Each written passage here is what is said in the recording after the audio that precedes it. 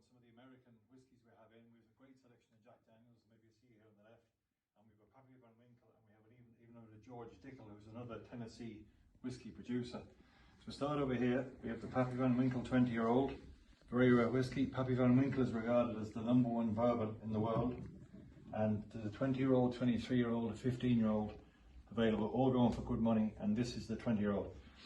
We have a number of really hard to find Jack Daniels bottles. This is a double bottle, if you will, in a kind of a glass case, and we have a 70th and 75th anniversary bottling in this.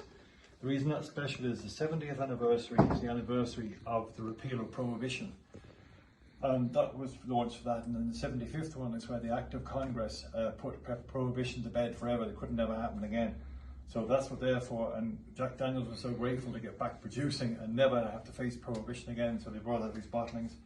We were Jack Daniels Maxwell House, fabulous bottle as you can see, and as it turns out, Lem Motlow, who is Jack Daniels' nephew, designed that bottle especially for the Oak Bar, which is in the Maxwell House Hotel in Nashville, Tennessee, and it's a one-off design. As you can see, it's not in the standard square bottle, so that makes it really unusual.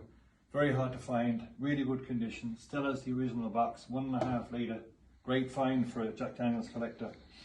When Jack Daniels was going to go bottling, Jack Daniels himself didn't know what kind of bottle to put it in. He was reluctant to bottle it at all, and the local glass salesman showed him the square bottle, and Jack's comment was, well, I like a square bottle for a square dealer, or a square shooter, square shooter.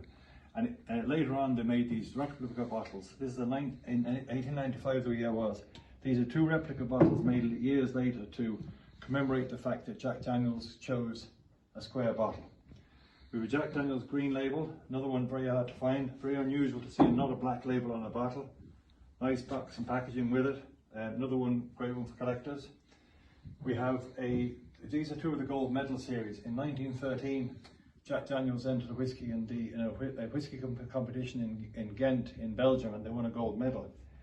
And won a number of gold medals, and in 1996 they started releasing the gold medal series commemorating the gold medals, and each one commemorates a gold medal. So we have a 1913 and 1914. There is others in that series, we just have 2 of them here. Hard to find, classic bottles. See the gold medal part embossed into the bottle, super job. I'll just bring this one over to show it to you. Beautiful packaging, lovely bottle. And then we have 2 Jack Daniels 160th anniversaries. In 2010, it was the 160th anniversary of the birth of Jack Daniels, and they brought out this opaque bottle. As you can see, it's solid black. You can't see the liquid inside, which is unusual for Jack Daniels.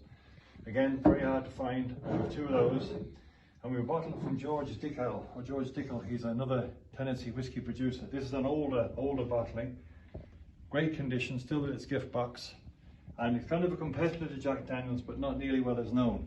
Nearly as well known, rather. So there you go, some lovely and hard to find American whiskies. Hope you see something you like. Thanks very much.